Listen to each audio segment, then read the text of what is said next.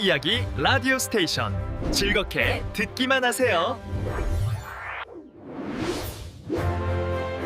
안녕하세요. Just Have Fun 스토리 라디오 스테이션입니다. 안녕하세요. 여러분의 즐거운 지식 탐험 가이드 덱스터입니다. 여러분의 호기심을 채워드릴 클레어입니다. 저희 방송 시작하기 전에요. 구독, 좋아요, 알람 설정. 네, 잊지 않으셨죠? 꾹 눌러주시면 저희에게 정말 큰 힘이 됩니다. 저희가 지난 방송에서 전 세계 바이오 제약 업계의 생산 기지가 어떻게 이동하고 있는지 뭐랄까 거의 지각 변동 수준이라고 얘기 나눴었잖아요. 맞아요. 그래서 오늘은 그 후속편 격으로 준비했습니다.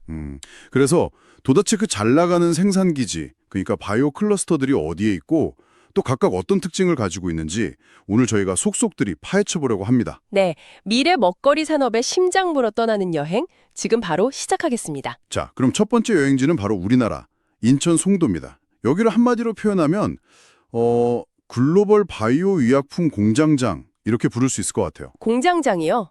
재미있는 표현이네요. 네. 여기서 근데 CDMO라는 용어부터 좀 짚고 가야 할 것 같아요. 맞아요. 이게 위탁 개발 생산의 약자인데 쉽게 말해서 다른 제약사의 약을 대신 전문적으로 만들어주는 서비스라고 보시면 됩니다. 그리고 송도가 바로 이 CDMO 분야에서 세계 1위라는 거죠. 네, 대표 주자인 삼성바이오로직스는 2025년 4월에 5공장이 가동되면요. 생산 능력이 무려 78만 4천 리터에 달합니다. 78만 4천 리터요? 와, 그게 어느 정도 규모인가요? 사실 감이 잘 안 오거든요. 이게 어느 정도냐면 그냥 단일 기업으로는 전 세계에서 압도적인 1위 규모예요. 그리고 장기적으로는 132만 리터까지 늘릴 계획이고요. 대단하네요.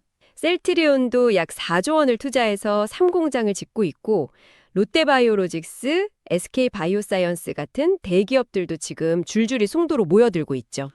그런 거물급 앵커 기업들이 있으니까 약 만드는 데 필요한 재료나 장비를 공급하는 소보장 기업들도 자연스럽게 따라오겠네요. 그렇죠. 생태계가 만들어지는 거죠. 머크나 사토리우스 같은 글로벌 기업들까지 송도에 연구소랑 공장을 짓고 있습니다. 그런데 바이오 의약품은 온도에 아주 민감해서 거의 신선식품처럼 빠르게 전 세계로 운송해야 하거든요. 맞아요. 그게 핵심이죠. 그런데 송도는 인천국제공항에서 차로 20분 거리잖아요. 네, 바로 그게 최고의 입지 조건이죠. 인천공항이 연간 한 276만 톤의 화물을 처리하는 세계 2위 국제 화물 공항이니까요. 그렇죠. 비행기가 1년에 40만 번 이상 뜨고 내리니까 원자재를 급하게 들여오거나 완성된 약을 수출하기에 이보다 좋을 수는 없는 거죠. 인천 신항도 가까워서 큰 장비 같은 건 배로 들여오기도 편하고요. 공장만 있다고 다가 아니잖아요. 결국 일할 사람이 있어야죠. 물론이죠. 그래서 송도에는 KNBRT라는 아주 특별한 교육기관이 있습니다. KNBRT요? 네, 이게 아일랜드의 선진 교육 시스템을 벤치마킹한 건데요. 실제 제약 공장이랑 똑같은 환경, 그러니까 GMP 수준에서 실습 교육을 시켜요. 그럼 바로 현장에 투입할 수 있는 인재를 키워내는 거네요. 맞습니다. 심지어 아시아개발은행 ADB랑 손잡고 아시아 태평양 지역에 백신 생산 인력을 키우는 허브 역할까지 하고 있으니 인력 걱정은 좀 덜 수 있겠죠. 와, 그런데 이렇게 잘 나가는 송도에도 치명적인 약점이 있다면서요? 네, 있습니다. 바로 전기 문제입니다. 전기요. 산업의 혈관이 막힐 위기라는 얘기가 나오던데요. 네, 바이오 공장은 24시간 일정한 온도와 습도를 유지해야 해서 전기를 정말 어마어마하게 쓰거든요. 삼성바이오로직스 같은 기업들이 220메가와트 규모의 전기를 더 달라고 요청했는데 송전선로 건설이 주민 반대 같은 것 때문에 3년 반이나 늦춰졌어요. 3년 반이나요? 네, 그래서 2028년 말이 되어야 완공될 예정입니다. 아니, 그럼 공장은 다 지었는데 전기가 없어서 못 돌리는 전력보릿 고개가 진짜 현실이 될 수도 있겠네요. 아찔한 상황이죠. 게다가 이제 송돈을 땅에 거의 다 차서 새로 들어올 기업이 부지를 구하기가 거의 하늘의 별 따기라고요. 맞아요. 상업시설은 텅텅 비어있는데 정작 필요한 공장 부지는 부족한 그런 불균형 문제도 있고요. 자, 그럼 다음은 유럽으로 한번 가볼까요? 네, 어디죠? 바로 아일랜드입니다. 이곳은 세금 맛집으로 유명하죠. 세금 맛집이요? 법인세율이 12.5%로 아주 낮았다고 들었어요. 최근에 15%로 오르긴 했지만요. 네, 올랐어도 여전히 유럽에서는 아주 매력적인 수준이에요. 근데 더 대단한 건 연구개발, R&D에 쓴 돈의 30%를 세금에서 깎아주고요. 이걸 현금으로 돌려주기까지 한다는 점이에요. 와, 현금으로요? 신약 개발에 돈이랑 시간이 엄청 많이 드는 바이오 기업들한테는 정말 단비 같은 소식이겠네요. 그렇죠. 그래서 전 세계 10대 제약사 중에 9개가 아일랜드에 공장을 두고 있어요. 9개나요? 네. 인구 대비 미국 FDA 승인을 받은 공장 수가 세계에서 가장 많은 나라 중 하나입니다. 한마디로 메이드 인 아일랜드는 미국과 유럽 시장에 바로 팔 수 있는 품질 보증 수표인 셈이죠. 와, 그런데 아일랜드도 문제가 만만치 않다고요? 네. 첫 번째는 물이에요.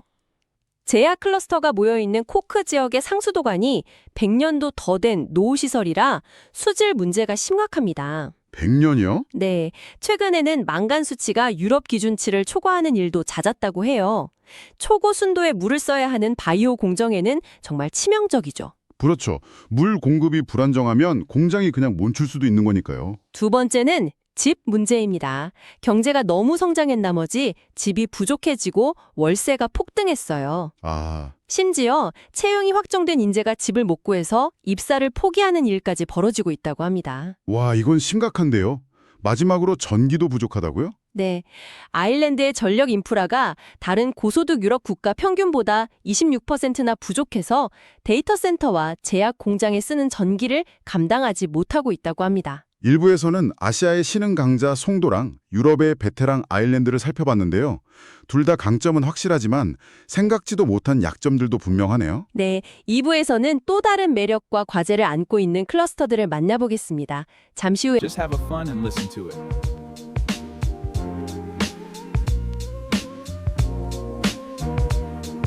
뵐게요. 스토리 라디오 스테이션 2부 문을 활짝 엽니다. 저는 덱스터고요. 클레어입니다. 1부에서는 세계 최대 생산 기지지만 전력난이라는 숙제를 안고 있는 한국의 송도, 그리고 파격적인 세금 혜택을 자랑하지만 낡은 인프라를 골머리를 앓는 아일랜드에 대해 알아봤습니다. 네, 2부에서는 아시아의 철옹성, 미국의 두 얼굴, 그리고 기회와 위험이 공존하는 신흥시장까지 더 흥미진진한 이야기들이 기다리고 있습니다. 세 번째 목적지는 싱가포르입니다. 아, 싱가포르. 이곳의 최대 무기는 바로 안전함입니다. 특히 기술 유출에 극도로 민감한 바이오 기업들에게는 거의 천국과도 같은 곳이죠.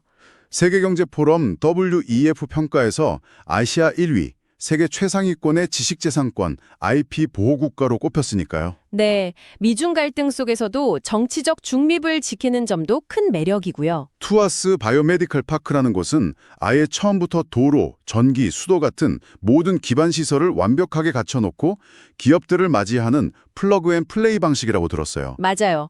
화이자, 로슈 같은 글로벌 기업들이 다 모여 있죠. 하지만 세상에 공짜는 없겠죠. 싱가포르는 땅값이 비싸도 너무 비싸잖아요. 네, 그렇죠. 국토가 좁다 보니까 규제도 아주 깐깐해요. 예를 들어서 진동에 민감한 반도체 공장 주변 800m 안에는 특정 공장을 지을 수 없다는 식의 이격거리 규제가 있어서 공장을 확장하기가 정말 어렵습니다. 인건비나 전기세 같은 운용 비용도 아시아 최고 수준이고요. 그래서 나온 전략이 바로 싱가포르 플러스 원입니다. 싱가포르 플러스 원이요. 네.